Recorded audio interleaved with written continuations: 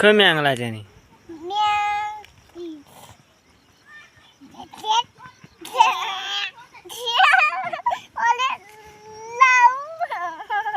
ए त्यसो चल्नु दे कसले लिएको यो बिस्कुट कहाँदेखि कसले ल्याइदिएको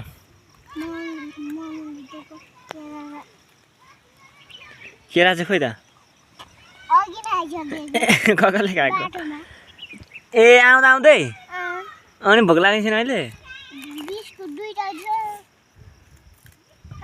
खोइ अर्को बिस्कुट चाहिँ नि